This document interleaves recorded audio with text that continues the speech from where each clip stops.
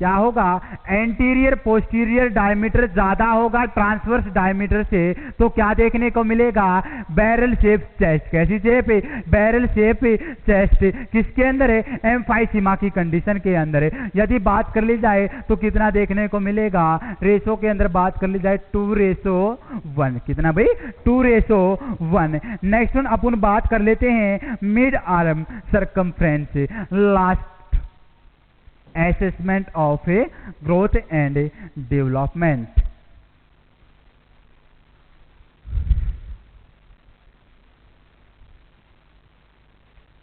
Mid arm circumference,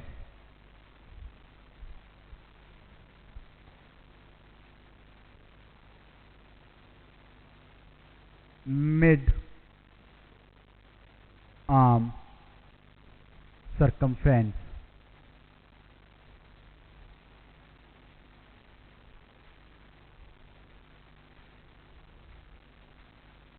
यदि purpose की बात कर ली जाए तो मिड आर्म सर्कमफ्रेंस से ये क्यों चेक किया जाता है, एसेस करने के लिए न्यूट्रिशनल स्टेटस लेवल को न्यूबॉर्न बेबी के अंदर है। पर्पज की यदि बात कर ली जाए, परफॉर्म या check to assess the, perform या फिर assess the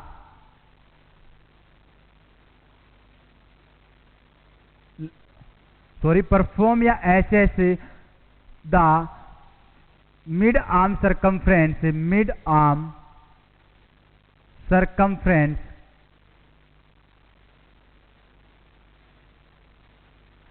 for check the nutritional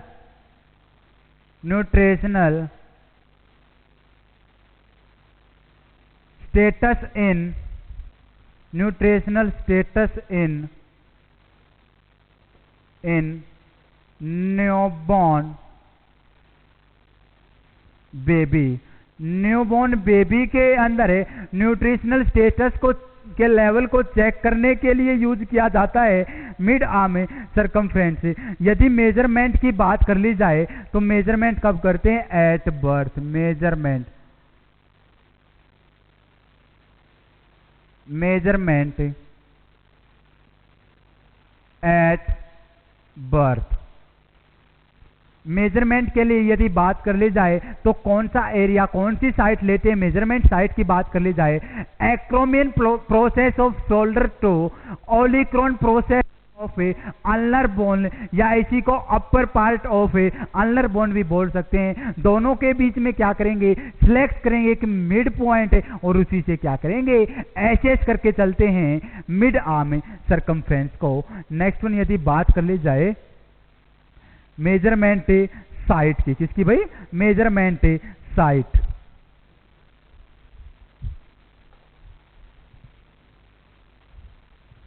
measurement site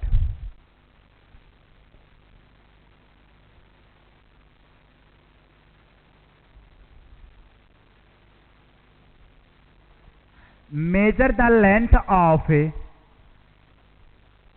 measure the length of acromion process of shoulder, acromion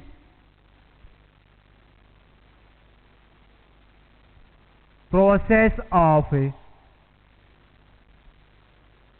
shoulder, acromion process of shoulder to olecranon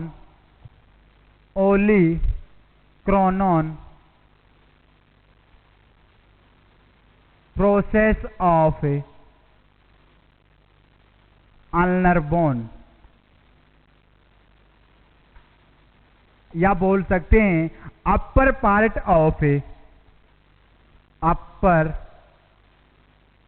of ulnar bone. Next one यदि बात कर ली जाए, सबसे पहले तो क्या किया है, लेंथ को मेजर किया है एक्रोमियन प्रोसेस से लेकर acromion process of solder to olecranon process of a ulnar bone या अपर part of A ulnar bone के बीच में मेजर की है लेंथ है। उसके बाद क्या करेंगे, then select the mid point, क्या करेंगे, सिलेक्ट करेंगे मिड पॉइंट को, then select a mid point and last one and assess the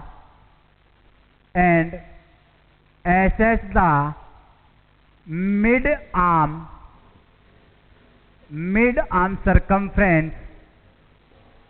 circumference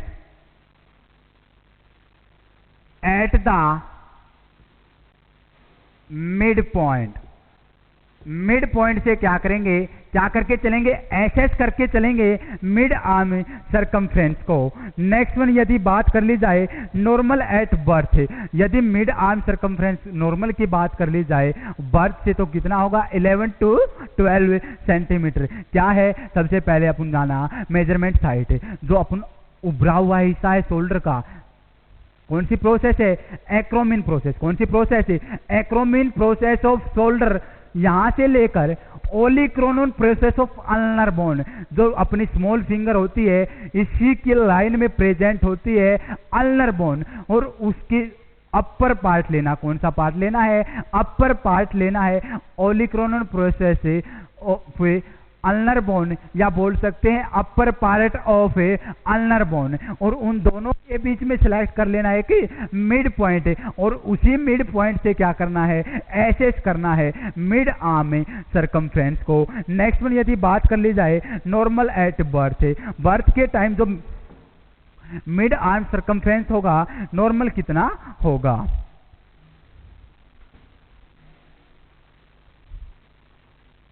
mid arm circumference at birth, mid arm circumference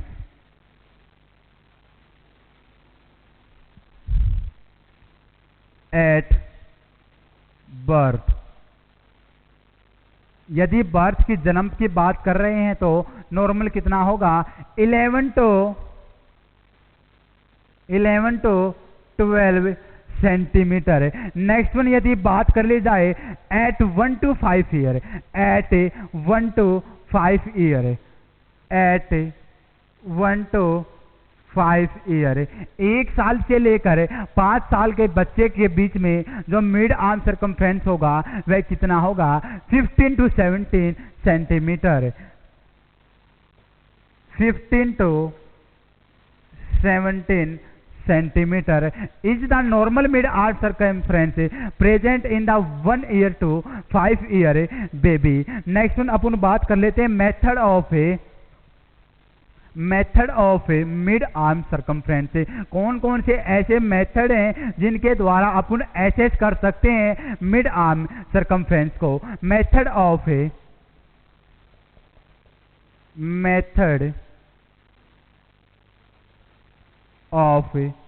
assess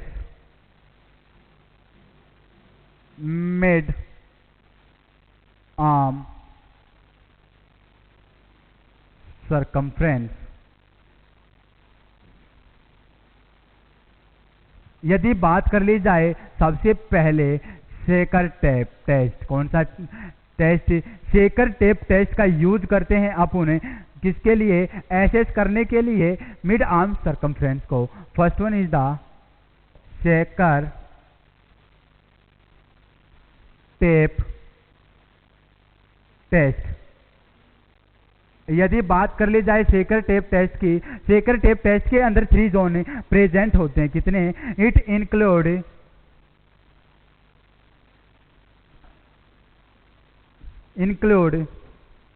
3 zone. बात कर लेते हैं कौन कौन से जोन होंगे। Red, first one is the red zone, second one is the yellow and last one is the green zone. यदि marking की बात कर ली जाए, जो रेड होगा इस पर होगी less than 12 centimetre, less than 12.5 centimetre. Yellow के ऊपर 12.5 सेंटीमीटर टू 13.5 सेंटीमीटर। यदि बात करके चले ग्रीन की, तो ग्रीन में मोर देन 13.5 सेंटीमीटर। नेक्स्ट वन अपन बात कर लेते हैं जोन की, तो अपन ने बात कर ली, mid arm circumference according to zone की बात कर ली। यदि कंडीशन की भी बात कर ली जाए, यदि रेड जोन पे मेजरमेंट होता है, यदि येलो पे मेजरमेंट होता है, ग्रीन पे, तो कौन कौन सी कंडीशन से हो सकती हैं। तो तीनों के बारे में एक बार जान लेते हैं। First one is the zone,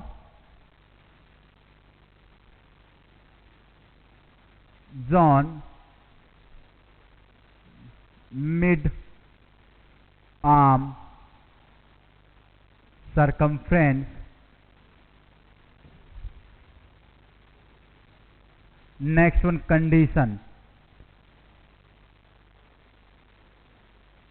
क्या है? सबसे पहले जोन, कितने टाइप्स के जोन है? 3 टाइप्स के जोन। कितने टाइप्स के भाई? 3 टाइप्स के मिड आर्म सरकमफ्रेंस की बात करेंगे। फर्स्ट वन सबसे पहले रेड। रेड के अंदर जो मिड आर्म सरकमफ्रेंस होगा कितना होगा? Less than 12.5 centimetre. यदि कंडीशन की बात कर ली जाए, उस बेबी के अंदर कौन सी कंडीशन देखने को मिलेगी? Severe malnutrition, severe malnutrition condition. Next one यदि सेकंड वन यदि बात कर ली जाए, सेकंड जोन की, येलो जोन। कौन सा जोन होगा? Yellow zone. यदि येलो जोन की बात कर ली जाए, मिड आर्म सरकमफ्रेंस की बात कर ली जाए, तो किसके कितना होगा? 12.5 सेंटीमीटर टू 13.5 सेंटीमीटर। 12.5 सेंटीमीटर से लेकर 13.5 सेंटीमीटर के मिड में होगा, तो इसको क्या कंडीशन क्या होगी? बॉर्डर लाइन माल न्यूट्रिशन है। उसको माल न्यूट्रिशन हो भी सकता है और नहीं भी। Border line mall nutrition.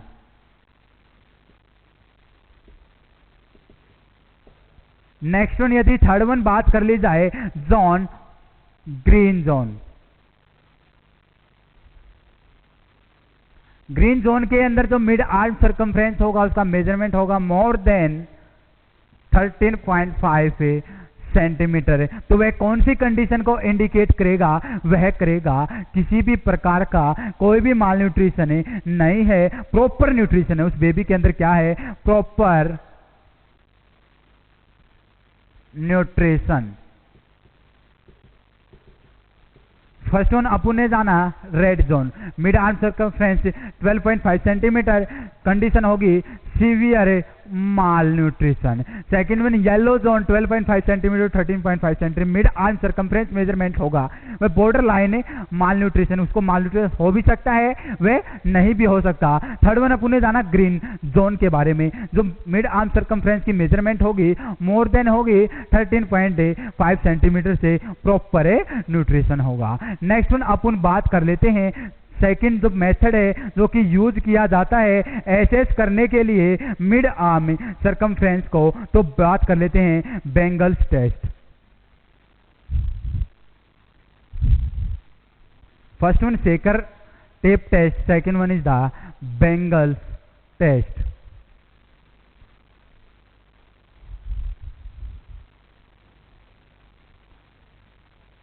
Second one is the bangles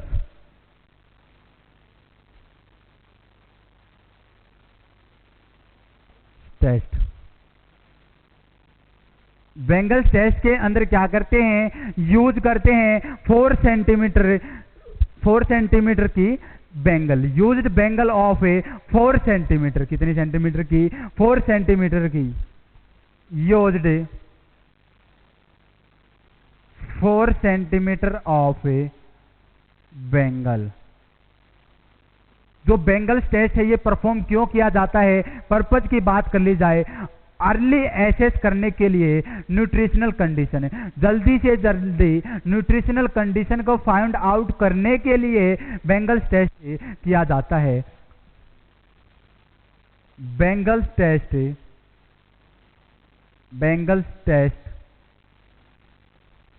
will be performed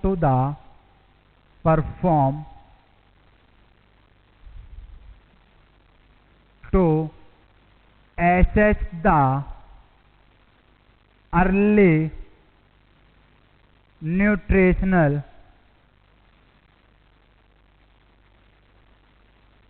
condition।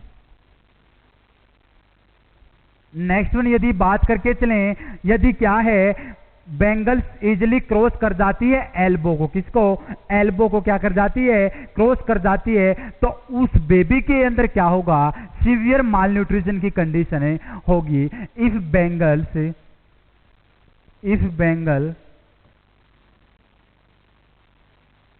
Easily cross the elbow, यदि क्या किया है? इजिली क्रॉस कर दिया है बेंगल ने, चूड़ी ने, किसने? उस चूड़ी ने क्या कर दिया है? इजिली क्रॉस कर दिया है बेबी की एल्बो को, तो वह इंडिकेट करेगी severe malnutrition. Then it indicate severe malnutrition।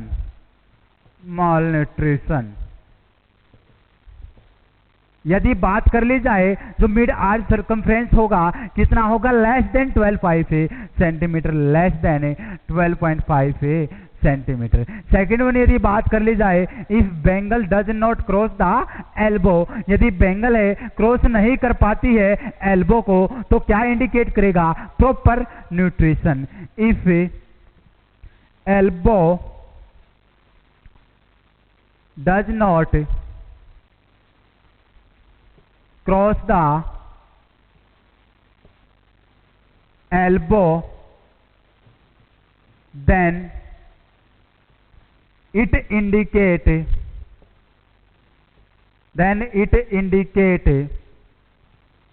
proper nutrition।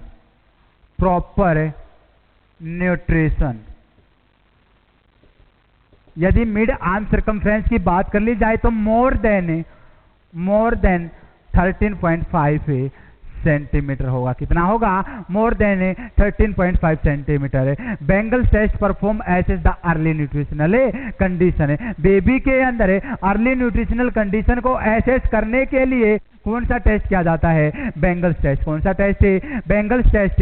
यदि बात कर ली जाए बेंगल्स टेस्ट की, यदि बेंगल इजिली क्रॉस कर जाए एल्बो को, बच्चे की जो कोहनी होगी, एल्बो होगी, उसको इजिली क्रॉस कर जाती है, तो वह इंडिकेट करेगा सीवियर माल न्यूट्रिशन की कंडीशन को, और जो उसका मिड आर्म सर्कमफ्रेंस होगा लेस देन होगा 12.5 सेंटीमीटर से। यदि बात कर ली जाए, यदि जो बेंगल है, if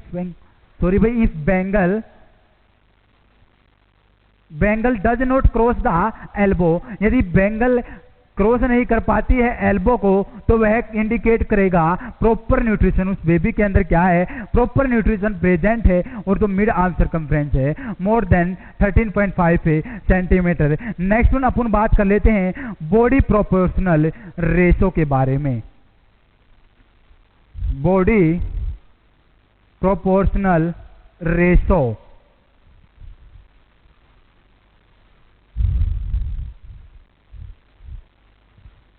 body proportional ratio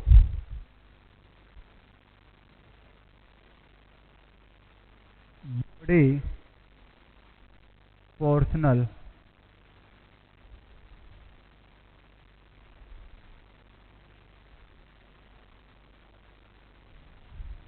ratio. Body proportional ratio के अंदर क्या जानने को मिलेगा? यह किस चीज का रेशो होता है? It is the ratio between the upper body segment and lower body segment. It is the ratio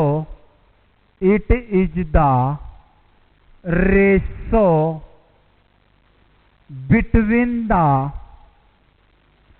upper body segment, upper body segment and lower body segment।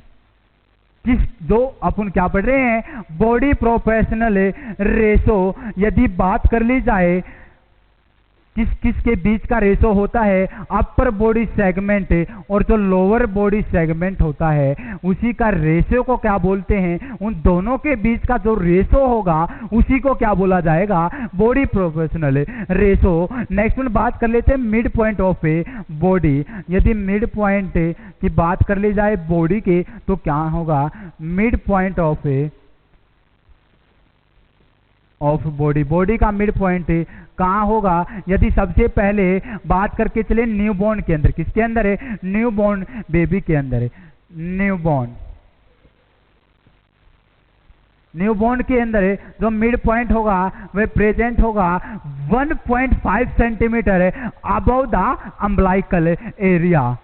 1.5 centimetre 1.5 centimetre above the umbilicus या umbilical area भी अपन इसको बोल सकते हैं, umbilicus. Next one यदि बात करके चलें चाइल्ड के अंदर, चाइल्ड के अंदर यदि बात करें mid point of the body, body का जो मिड पॉइंट होगा वह अम्बलाइकस पर होगा। कहां पर होगा, अम्बलाइकल एरिया के ऊपर ही क्या होगा, mid point of the baby in the child at umbilical area. किसके ऊपर है, अम्बलाइकल एरिया के ऊपर ही जो मिड पॉइंट होगा चाइल्ड के अंदर है। नेक्स्ट वन यदि बात कर ली जाए अडल्ट के अंदर, अडल्ट के अंदर बॉडी का मिड पॉइंट कहां मिलेगा, at the level of symphysis pubis. Symphysis pubis के ऊपर है क्या मिलेगा, midpoint at the level of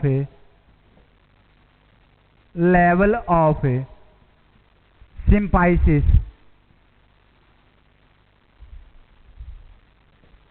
pubis. देखना एक बार ध्यान से समझिएगा, जो बॉडी प्रोपोर्शनल रेशो होता है यह क्या होता है, it is the ratio between the upper body segment and lower body segment.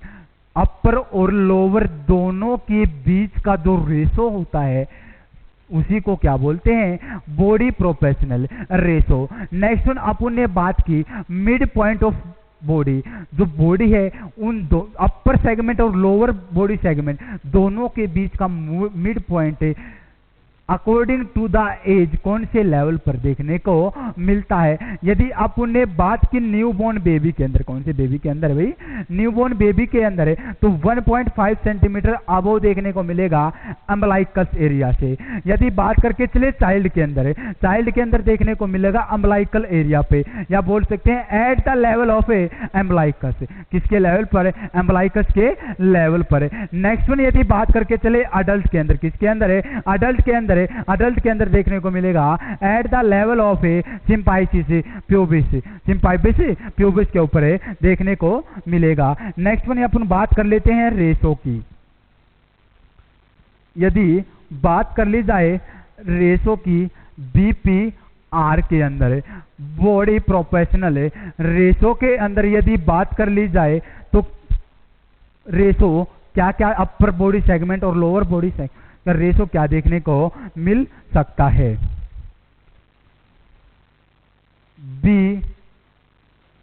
BPR body proportional ratio की अपन बात कर रहे हैं। फर्स्ट वन यदि बात कर ली जाए न्यूबॉर्न बेबी, यदि न्यूबॉर्न बेबी के अंदर बीपीआर की बात कर ली जाए, बॉडी प्रोपोर्शनल रेशो की बात कर ली जाए तो रेशो होगा, कैसे मेजरमेंट करेंगे, upper segment of body ratio lower segment of body, lower segment of body. यदि न्यूबॉर्न के अंदर बात करके चलें तो होगा 1:1.8:1।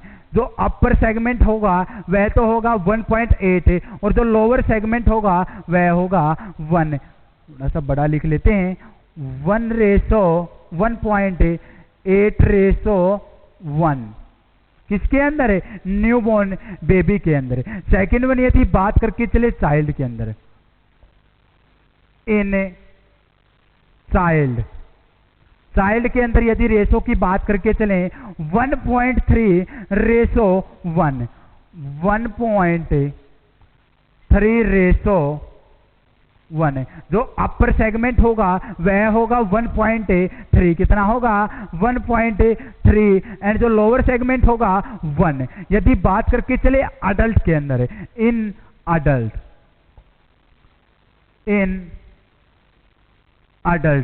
अडल्ट के अंदर रेशो होगा 1:1, कितना होगा?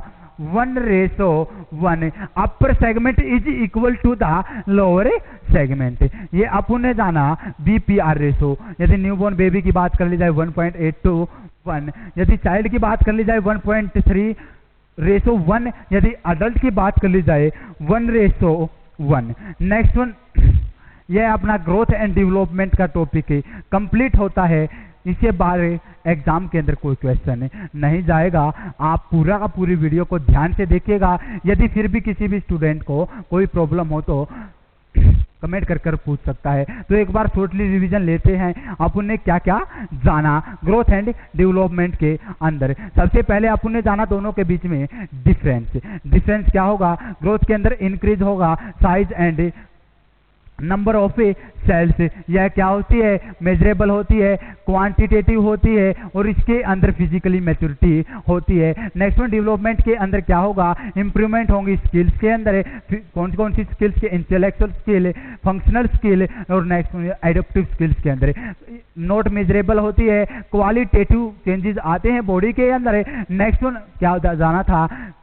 मैच्योरिटी आएगी साइकोलॉजिकल, मानसिक मैच्योरिटी आएगी डेवलपमेंट के अंदर। Next one, factor affecting factor जाने से कौन कौन से ऐसे फैक्टर हैं जो कि अफेक्ट कर सकते हैं ग्रोथ एंड डेवलपमेंट को। तो कौन कौन से फैक्टर से? जेनेटिक और एनवायरमेंटल फैक्टर। जेनेटिक के अंदर 3 टाइप से, क्रोमोसोमल कर सकता है, phenotypes and sex. Next one अपन ने जाना था एक्सटर्नल के अंदर prenatal factor, hormonal influence and third one is the postnatal factor. Next one अपन ने क्या जाना था?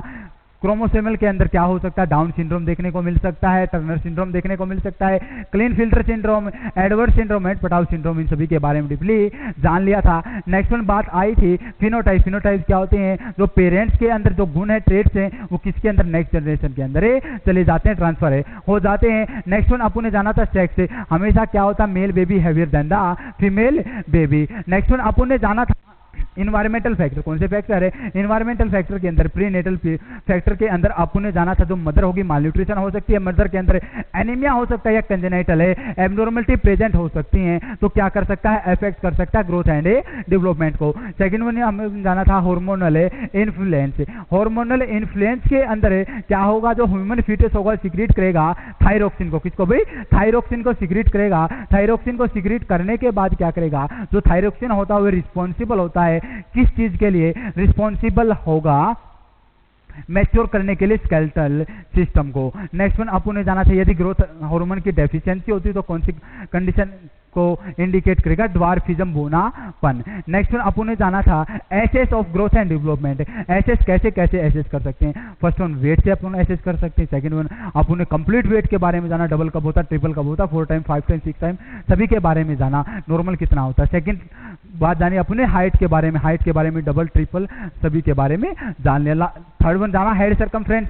हेड सर्कमफ्रेंस नॉर्मल कितना होता है, कहां से कहां तक मेजरमेंट करते हैं, कैसे मेजरमेंट करते हैं, कौन सा इंस्ट्रूमेंट लेते हैं, सारी चीजें जानी। नेक्स्ट वन अपन चेस्ट सर्कमफ्रेंस के बारे में भी सारी चीजें जानी, कैसे मेजरमेंट करते हैं, नॉर्मल कितना होता है, एबनॉर्मलिटी की भी जानी, कौन सी पिजन चेस्ट लाइक किस में देखी जा सकती है, बैरल चेस्ट लाइक किस में देखी जा सकती है, सभी चीजों के बारे में जाना। लास्ट वन अपन जाना mid arm circumference. Mid arm circumference का जो पर्पज होता है वह क्या पर्पज होता है, क्यों उसको एसेस किया जाता है। यदि सारी चीजों के बारे में जान लिया, यदि वीडियो आपको पसंद आए तो लाइक शेयर व कमेंट जरूर करें। Bye bye guys.